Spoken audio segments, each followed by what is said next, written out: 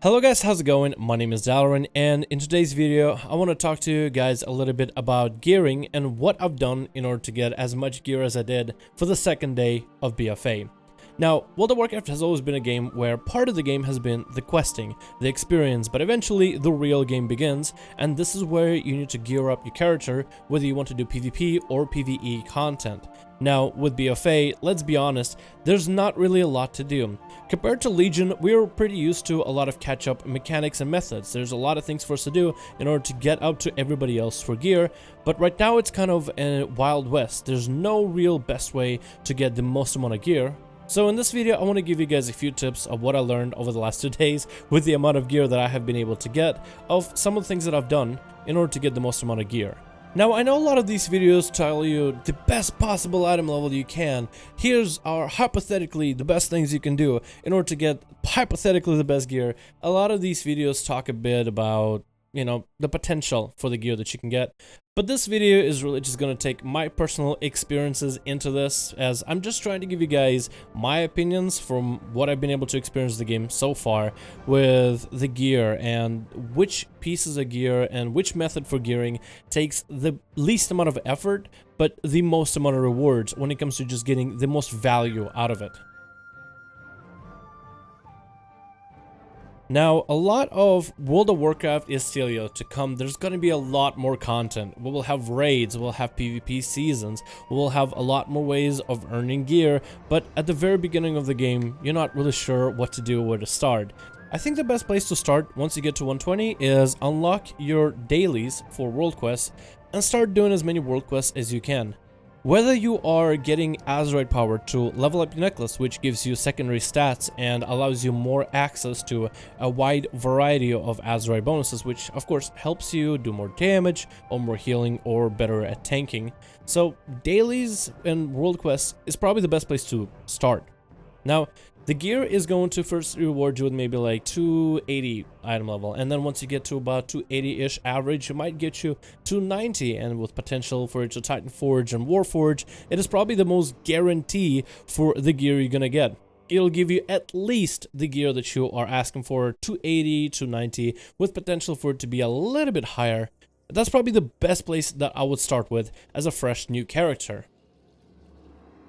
Another one that I see is doing your dungeons, making sure to get through as many dungeons as possible. Now, if you're doing random dungeons this early in the game, and probably going to be like this for at least maybe a week or two, it's really difficult, especially as a DPS, to get into a random dungeon. I mean, I've had my queue as long as 15 minutes because so many people are trying to queue in, and random dungeons just don't seem to cut it.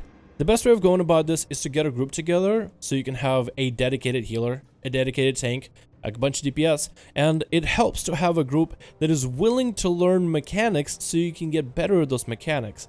Because if you have a group that doesn't care about mechanics, chances are you're not really going to spend nearly as much time trying to perfect these mechanics.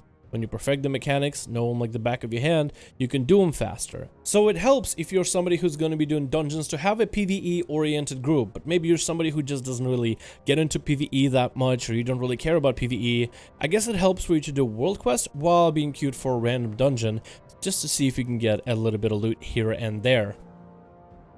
Another method a lot of people talk about in their videos when it comes to getting your gear is reputations. Reputations of the various factions of BFA. Now, this one actually has some merit, but not because of the gear. Yes, the gear is actually pretty good. It takes a while to get to it, but mostly because you're gonna need Exalted anyway to get your flying whenever they implement it for BFA. So, since you're gonna need Exalted regardless, you might as well farm a little bit of rep, or if not, just spend as much time whenever you're able to play the game farming as much rep as humanly possible, trying to get those factions from friendly to honored to revered to finally exalted so you can get the most amount of gear from them. The item level for those rep is actually not terrible. To give you an example, your average Mythic dungeon currently has an average item level of 340. Of course, can Warforge and Titan Forge, but your reputation can have up to 355 item level, but for getting exalted. So it could be one of those good things for a lot of players to set as a long-term kind of progress. And A lot of people can easily farm this, easily work up the rep, because you're going to be doing your dailies anyway. So let's say you want dailies with the Honor Bound or the 7th Legion for the Alliance. You decided, okay, I'm going to do as many world quests for that faction while being queued for random dungeons, and eventually as you do this for the next couple of days, you will earn the rep needed in order to buy the gear from those vendors. So if you put these 3 methods together, you have 1, your daily world quest, where you can get your emissaries and world quests done with a chance for world quests to drop you gear, a chance for that gear to maybe Warforge and even Titanforge, as well as the Azeroth power to empower your necklace. And while you do that, you queue in for random dungeon dailies to see if you can get any pieces of gear from those dungeons.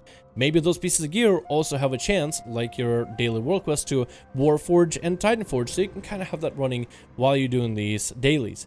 While you're doing your world quest dailies, make sure to do the world quest dailies for the reputation that you are trying to farm towards, which will eventually, over time, will allow you to get enough reputation to buy the gear that will get you into better dungeons and better raids. Kind of like you have your short-term goals and your long-term goal kind of playing all in the background, with a little bit of RNG in between of it, and a little bit of chance, a little bit luck, but combined together. That is not a terrible method. These methods may work, but it's not a guarantee. Although they did work for me when I did play on the beta. I didn't really have that many guildies or friends to really play on the beta, so I was able to get my character on beta about item level 330-ish. I'm about there just from doing a lot of group content. What I've been doing is running with my guildies Mythic dungeons. They are available on NA as of Tuesday, and we have a group that has done Mythic raids in the past, and we've done a lot of Mythic pluses in them. Legion. So it makes sense for us to maybe dive into these Mythic dungeons, see how bad they are. With a little bit of gear, and as we do every single one of the dungeon, when we go from dungeon to dungeon, we end up gearing the group, which makes the content a little bit easier, makes the tanks a little bit tankier, makes the healers a little bit more sustainable for the group, and the DPS can definitely output a hell of a lot more damage, so we don't have to sit through the mechanics nearly as long. So I would say the group content and the dungeon spam by far has been the best. At least it has been the best for me. I was able to get a good chunk of gear over the last few days, but that does not mean that if you're somebody who is playing the game right now, that these are your only options. I mean, by the time this video comes out for you guys, the game has been around for the last 3 days.